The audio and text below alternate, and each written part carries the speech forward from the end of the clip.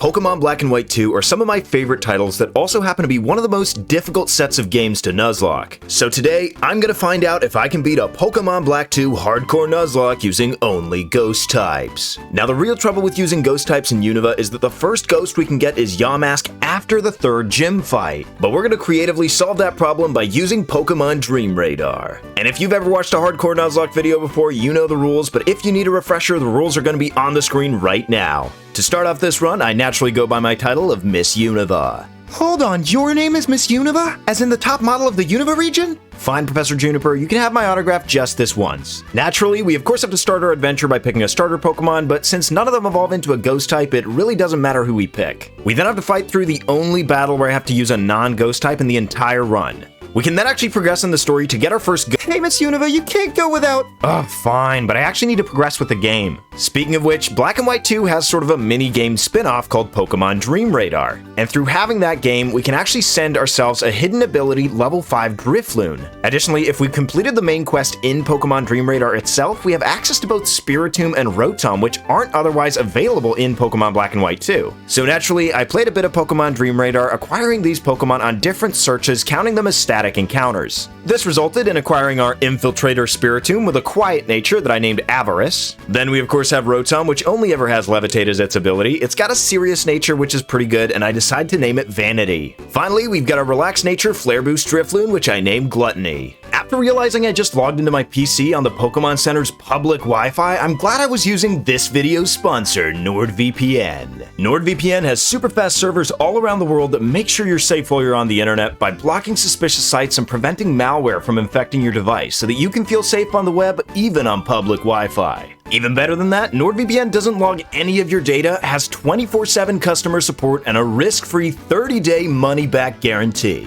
And hey, sometimes Pokemon isn't available everywhere on Netflix, so if that's the case, just connect to a different server and boom, you can go back to catching them all. So make sure that you go to nordvpn.com/antlerboy to get an amazing deal on a 2-year plan, and on top of that, 4 whole months for free. You can also click the first link in the description or the link in the pinned comment down below, but for now, let's get back to the run. And at this point, there's not much for us to do other than go up against the first gym challenge against Cheren and his normal types.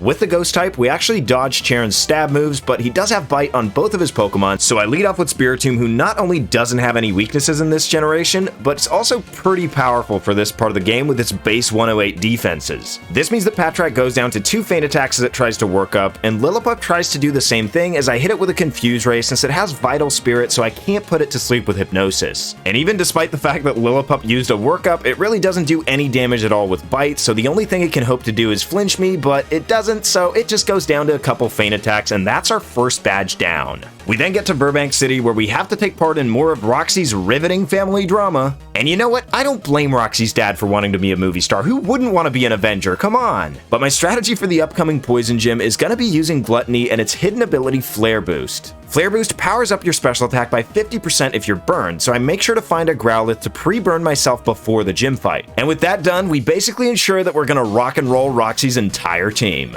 She starts out with Coughing as we start out with Drifloon, and Coughing is a pretty defensive Pokemon more than specially defensive, so 2 Gusts is enough to take it out. Then we've got Roxy's second and final Pokemon, Whirlipede, and lucky for us, it's actually weak to flying, so on top of our Flare Boost, we can just bop it with another 2 Gusts, and with that we claim our second gym badge. After that, we make the mandatory visit to Pokestar Studios where they want me to be a movie star, so we start shooting the new movie right away, and I gotta say, I think they made the right choice in casting me as the new Black Widow. What could go wrong? After my debut, we head off towards Castalia City. But when you just can't stand it anymore, scream at the ocean! Oh well, times are stressful, might as well give it a go.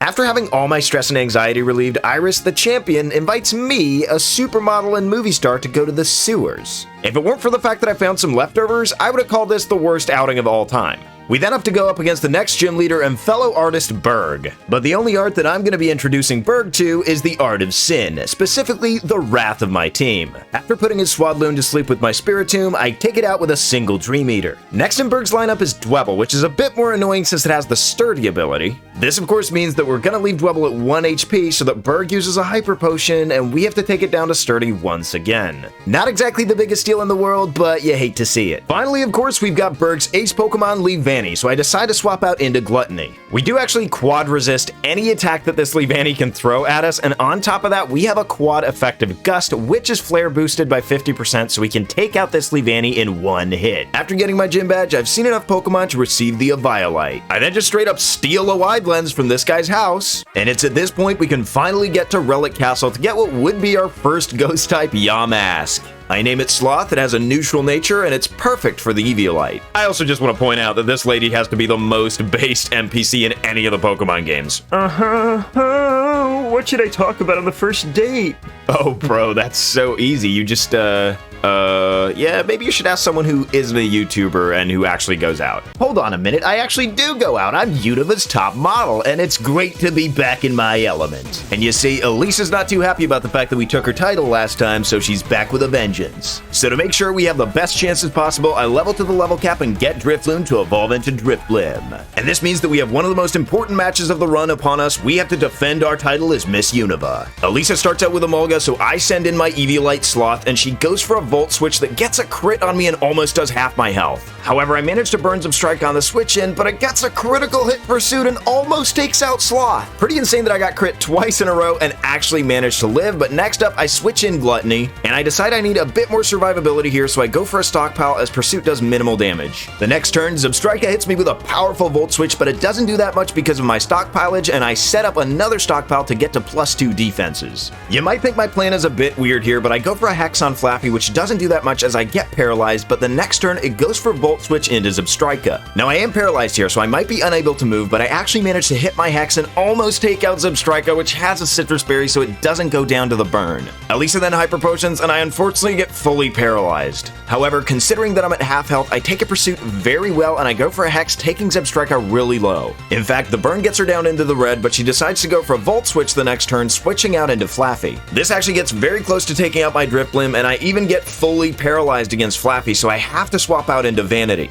And since Vanity's an electric type, it can tank a Volt Switch from Flaffy super well as Zebstrika comes in and almost goes down to burn. The turn after that, I get hit by a Pursuit, which doesn't do that much damage because of the burn, and it doesn't matter what move I use here, so I go for Confuse Ray, and it just goes down to the burn. Next, we got a Mulga to deal with, and it can't do anything super dangerous to Vanity, so I take it out with a couple of Shockwaves, and lastly, we only have Flaffy left to deal with. And since Vanity's pretty low, I switch out into Avarice, who gets paralyzed by a Thunder Wave. However, this doesn't actually matter since I don't get paralyzed any of the 2 next turns, and I take it out with an Ominous Wind and Feint Attack combo. And I gotta say, it feels fantastic to defend my title and see my face up on that big screen.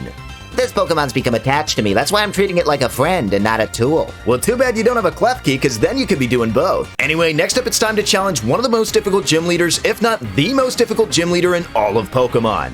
And scary enough for us, he starts out with a Krokorok that has Crunch, so I start with Eviolite Sloth. I managed to tank the Crunch with over half HP, burn the Krokorok, and swap out into Gluttony. It uses Torment on me, which isn't gonna matter since I can take it out with a single Hex the next turn. But then comes the real problem, Excadrill, so I have to swap out into Avarice and try to put this thing to sleep with Hypnosis. Fortunately, it goes for Metal Claw, so I can't get flinched, and with the Wide Lens accuracy boost, I hit a Hypnosis. I then decide my plan's gonna be to go out into Sloth and hit it with a Power Split, but it actually wakes up, crits me down to 1 HP, and gets an attack boost. The Power Split does do a little bit to lower its attack, but I switch into Avarice, try to hit Hypnosis again, but this time I do get flinched by a Rock Slide. And honestly, at this point, Avarice isn't in a good spot at 7 HP, so I decide to swap out into Vanity, who tanks a Metal Claw fairly well, but its defenses aren't that great. I managed to outspeed the next turn though, hit it with a Confuse Ray so that it hits itself in confusion, and at this point, I just have to hope and pray for an Omni boost from Ominous Wind. However, Excadrill snaps out of confusion the first turn, hits me with a powerful Rock Slide, so I have to confuse it once again. Then after hitting it with another non-boost Ominous Wind, I proc it Citrus Berry so it gets a little bit of its health back, snaps out of confusion again, and gets me down to 5 HP. And at this point, my bag of tricks is completely empty. I go for another Confuse Ray hoping it hits itself, but it breaks through and takes damage down Vanity with a Rock Slide. I then swap in Gluttony, who's my only team member who isn't in the red, but I quickly get brought down there by a Rock Slide and hit it with a Hex that doesn't do that much damage. The next turn, I expect Clay to go for a Hyper Potion, which puts me in an even worse spot than before, and I only managed to survive burn because of my leftover ceiling. But this really isn't good, since Excadrill outspeeds all of my Mons, and the next turn, it can just freely take out Gluttony with a Metal Claw, so that's half our team out. I then go into Sloth, who's left at 1 HP, obviously can't outspeed, and just goes down to a Rock Slide. And this means that all I have left is Avarice, and since it can't outspeed either, that's game over, boys.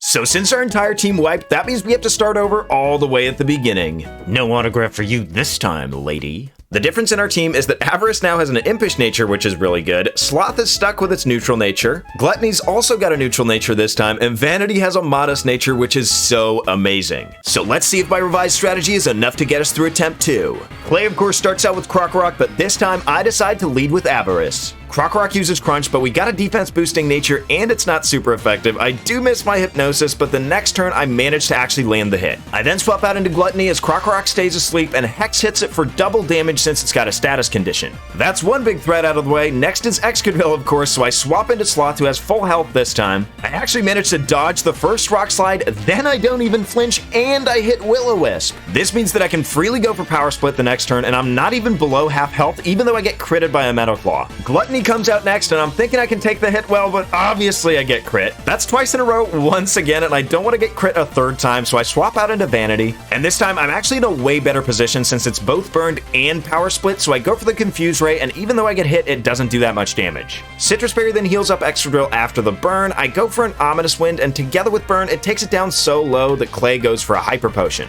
And at this point, since I know that I can't go down to a crit, I'm just free to spam Ominous Wind, maybe hope for that boost, but Excadrill keeps hitting itself in Confusion, so I actually managed to take it out with Vanity. Lastly, we now have Sand Slash, so I go for the Confuse Ray right away, and it breaks through and goes for a rollout of all things. I suppose it can't really go for anything else since I'm immune to Bulldoze, but it snaps out of Confusion on the second rollout, so I have to go for the Confuse Ray again and hope that it hits itself. And it actually ends up doing just that, so that breaks the rollout streak, and then next turn I swap out into Sloth, who's got a lot of its health left, but it actually just ends up taking itself out with the Confusion. Phew, that's the 5th badge. I also easily win the World Tournament, after which we have to fight some Plasma Goons. During this fight, Sloth actually manages to get to level 34 through the experience share and evolves into Copagrigus. Then now that we have the Surf HM, we can go back to Route 4 and search for the Rippling tiles where we can actually find a 5% chance to get Jellicent without catching Frillish. I catch it and name it Lust, and it does end up having a really bad nature, but it is pretty funny to have a level 5 Jellicent. We then make our way through Chargestone Cave so that we can get to our next destination, the Celestial Tower. Here we can talk to Professor Juniper, who gives us the lucky egg, and maybe that's a sign because I have never been this lucky in my whole life. You see, we're here to find a Litwick, and the first one I find is shiny! I mean, I did find a shiny Rattata in one of my other runs, but I couldn't use it because it wasn't the right type, so I threw the Master Ball at this thing as soon as I could. It even ends up having a neutral nature, which is pretty awesome, and we can pick up the TM for Will-O-Wisp. And with that done, it's finally time to take on our 6th gym challenge against Skyla. Now, Skyla leads off with her Swoobat, but I've got Vanity, which is gonna make this pretty trivial. I set up a substitute, and the next turn I can take out Swoobat with a single Ominous Wind. Swanna goes down to a quad-effective Stab Shockwave, and Skarmory would too, except it has Sturdy, which makes things a little bit more annoying. Fortunately though, I'm completely safe behind my substitute, and as Skyla heals, I can take her down to Sturdy again, and eventually we just take her out with another Shockwave. 6 badges down, 2 to go. With that out of the way, I use my Miss Unova private jet to fly to Lentimus Town.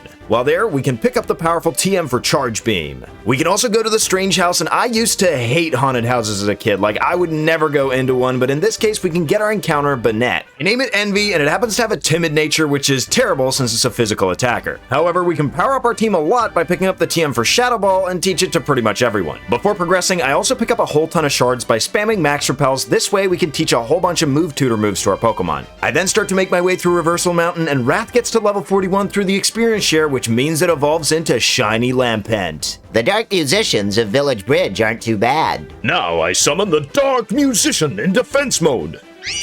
Anyway, now that we're in Opelucid City, it's time to take on Drayden and his dragon types, and I think I have just the strategy. Drayden starts out with Druddigon, so I start with Avarice, who's gonna be the key to executing this plan. After missing my first Hypnosis and taking some damage from Crunch, I do manage to hit my second Hypnosis, and that's when it starts. I start setting up my nasty plots. Spiritomb isn't exactly the strongest Pokemon, but at +6, any Pokemon is really a threat, and I have Icy Wind from the move tutor. So naturally, Druddigon falls to an Icy Wind. And here's the thing, Drayden loves to use Dragon Tail, and especially if you've used setup moves so that you don't get to keep your boosts. But since Dragon Tail always moves last, and he tries to use it with both his Flygon and his Haxorus, well, it's pretty much an easy win for me. That's our 7th gym badge down, after which Team Plasma shows up, and to be honest guys, where the heck are Team Plasma whenever you need them? Cause I'm always out of ice in my freezer, and instead of helping out, these guys are off playing Space Pirates. You think that's how they recruit people to Team Plasma? Just hand out free popsicles? Oh, and did I mention that Team Plasma has ninjas? So they're pirates, ninjas, they used to be knights, so where are the Vikings? Secret tunnel. I wonder where the gym leader... Ooh, yeah!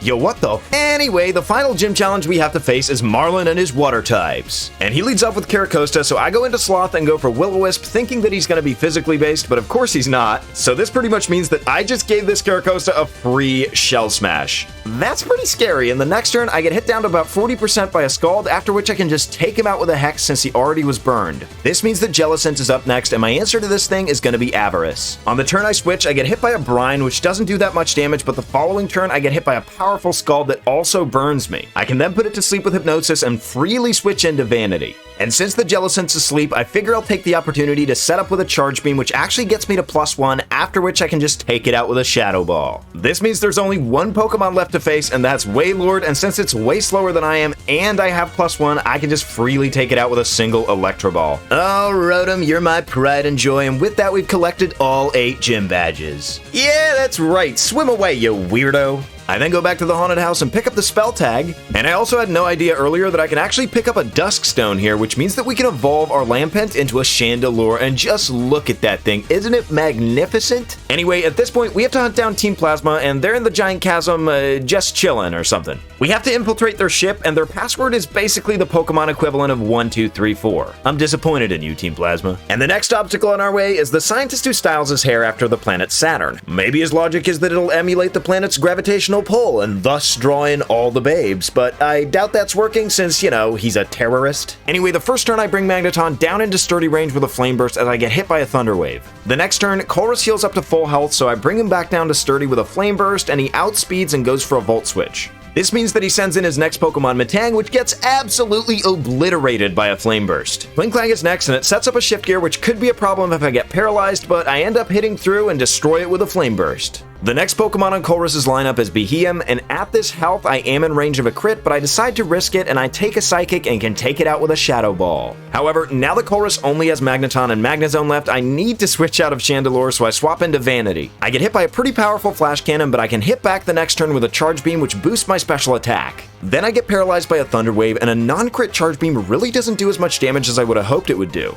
Next I get hit by a Flash Cannon that leaves me at 29 HP, and I get the special defense drop, so I have to switch out at this point. So I switch into Avarice, and I immediately get hit by a Flash Cannon that also drops my special defense. Hoping to live another one, I stay in, and I actually manage to hit my Hypnosis. This means I can safely swap out into Gluttony and try to take this Magnezone out with a Hex. But it actually leaves the Magnezone with just a sliver, and so I have to risk it waking up, but it doesn't, and I can hit it with another Hex for the KO. Finally, we got Magneton at 1 HP, but since I'm faster, I can just click Hex and win the battle. Hope things work out for you and your space hair. Next up, we have to go up against Black Kyurem, and we actually don't get to swap Pokemon between this battle and the fight against Ghetsis, and since I want to lead that fight with Chandelure, I decide to burn the Black Kyurem so that it can't do that much damage to us, and after that, the combination of a Hex, Burn, and a Shadow Ball finish off the Black Kyurem, and now we have to go up against one of the scariest fights in the game. You see, Ghetsis' ace Pokemon is a Hydreigon that has Crunch, and that thing is really scary. So knowing that this battle could be a run killer, I definitely have to proceed with caution. Ghetsis starts out with his Cofagrigus, and I start in style with my shiny Chandelure. One spell tag boosted Shadow Ball is enough to take out Cofagrigus, and next up is Seismitoad. So I pivot into Gluttony, who's immune to the Earthquake, and I can hit him with a Will-O-Wisp so that Earthquake won't hit as hard as I get hit by a Muddy Water, which lowers my accuracy.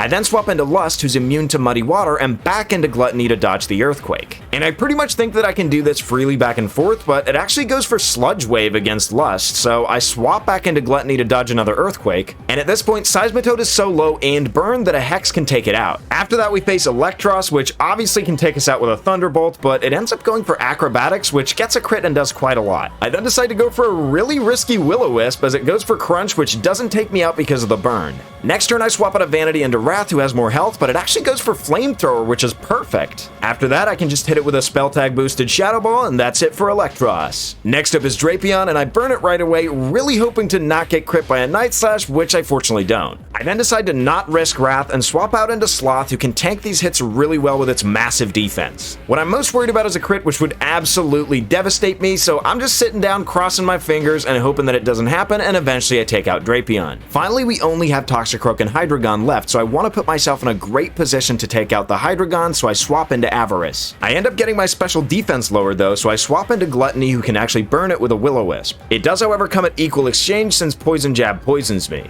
So I swap back into Avarice for free since it goes for Sucker Punch and fails. It's at this point I start setting up my Nasty Plots, and the first 2 turns it actually goes for Sucker Punch, so I pretty much get to set them up for free. The final Nasty Plot turn, I get hit by a Shadow Ball and then by a Sucker Punch crit, which doesn't do anything, and I can take out Toxicroak with an Icy Wind. Finally, we only have Hydreigon left, but unfortunately I don't think I can live a Dragon Rush at this range. Except somehow I do on 13 HP, and I can take out the Hydreigon with a +6 Icy Wind. I thought for sure that this thing would just tear through my entire team and that this would be the end of the run. But I guess this means we get to go on and see how well we can fare against the Elite Four. On my way to Victory Road, I find this house where I pick up the Flamethrower TM from this old man. We then basically have to go through the Pokemon Badge version of airport security to get to Victory Road, where we can get our next encounter, a Golurk, which I named Sinner because it's our 8th Pokemon and there are only 7 deadly sins. Then at the end of Victory Road, we have to take on Hugh, but he's pathetically easy, so in the interest of time, I won't even show it, but he does give us the TM for Thunderbolt. I then do the same thing I did before with the Shards and run around in Victory Road with a bunch of Max Repels on just so that I can collect gems for every type. And with all that preparation done, it's time to head to the Elite Four and take on the final challenge. And the first trainer we're going to be taking on is Shantel in her Ghost types, because Ghost, oddly enough, just like the Dragon type, is super effective against itself. So we're kind of both at an advantage and a disadvantage here, but Shantel leads out with Cofagrigus and I lead with Gluttony. I decide to first set up Stockpile, and then I get burned by Will-O-Wisp, which is awesome since I have Flare Boost. After that, since I'm faster, my best play is to use Baton Pass to swap into Wrath and get that defense boost. I do have to switch into the Shadow Ball on the switch in, which does way more than I expected it to do. But that's a small price to pay to just tear through Chantal's entire team with Spell Tag boosted Shadow Balls. Oh yeah. That's right, my Chandelure is way better than your purple piece of garbage. Anyway, that's one Elite Four member down, and we move on to the next one, Caitlyn and her Psychic types. And for this one, I decide to employ a pretty interesting strategy where I start out with Vanity and go for Substitute as I actually dodge a Yawn. And what I think is the oddest thing about the AI here is that I'm just setting up for free with Charge Beams as it keeps trying to go for Yawn, even though I'm behind a Substitute and it doesn't work. Not exactly the smartest move on Caitlyn's part, letting my fastest Pokemon set up a whole bunch of special attack boosts just to tear down her whole team, but I suppose she's the one who has to pay the price. And she certainly does, because Vanity just tears through the rest of her Pokemon with a bunch of Shadow Balls. Sorry, Caitlyn, you never stood a chance. That's half of the Elite Four down, and next up we have to face off against the Fighting type user Marshall. This should theoretically be pretty easy since we have all Ghost types, but he does have Payback and a lot of good Rock moves on his team. Speaking of which, the first turn I set up my defenses with Stockpile as I get hit by a really powerful Payback. I then get my special attack boosted with Charge Beam and he misses a Rock Tomb. The next turn I take out Throw with a Flare boosted Psychic. Then it's time for the scary Conkeldurr, but it actually just gets the same treatment. Sorry buddy, hate to treat your ace Pokemon like that, but when Sog comes out, I'm at too low health to stay in with Gluttony, so I Baton Pass my defense boost into Sloth and tank a Rock Slide. I then take minimal damage from Payback and burn the Sock to both break its Sturdy and have its attack.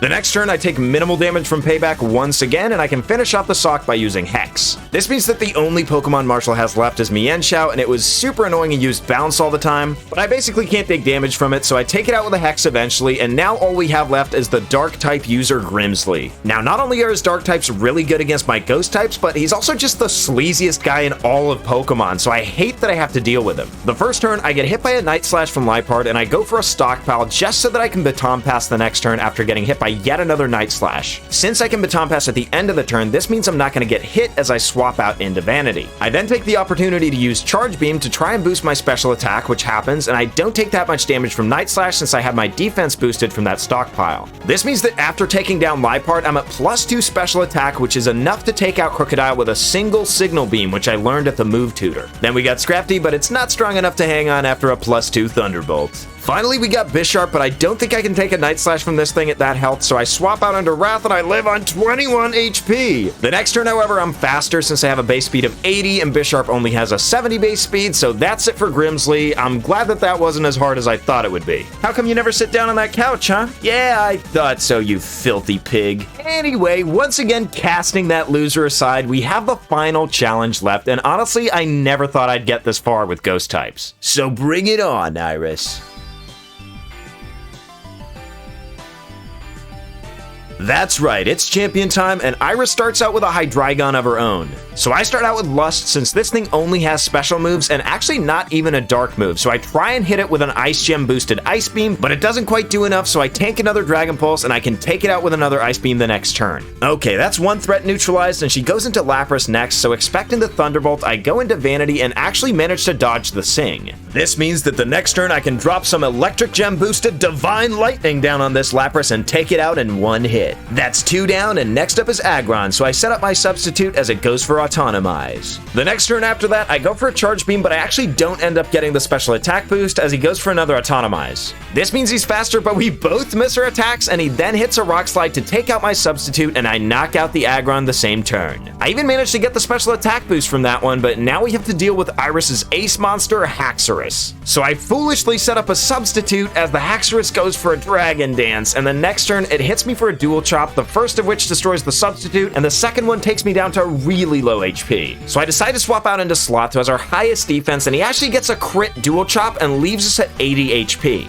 The next turn I get hit by an Earthquake, which I barely survive and manage to burn the Haxorus to have its attack. Expecting another Earthquake, I pivot into Gluttony, and now that I know she's going to go for a full restore, I decide to go for Toxic so that I at least have status on the Haxorus. The next turn, I forget that it's poisoned and not burned, which means I take a ton of damage from Dual Chop as I set up a stockpile. But that's unfortunately not going to be able to save us. A little bit ironic that Gluttony dies because it stockpiled too much. So that's the first death of attempt 2, if Ghost can even really die. We then send in Sinner, but Haxorus actually goes for another Dragon Dance as I go for a Rock Polish, so it's still going to be able to outspeed us. The next turn, Haxorus goes for Earthquake, which I barely live on 50 HP after hitting it with an Earthquake of my own, taking it out. Now, the reason I didn't click Ice Punch right there is because I'm holding an Ice Gem just so that I can beat this Druddigon. Sheer Force Life Orb Druddigon is a menace, so that's why I needed that Rock Polish to outspeed and take it out in a single hit. We also outspeed Archeops, and I thought Iron Fist boosted Ice Punch would take this thing out, but we actually end up losing Sinner as well. And this means Archeops is the only thing that stands in our way, so I send in Wrath because there's no more glorious victory than a shiny one, but I actually end up flinching from a Rock Slide. Even still, I want my victory at the hands of Wrath, so it all comes down to...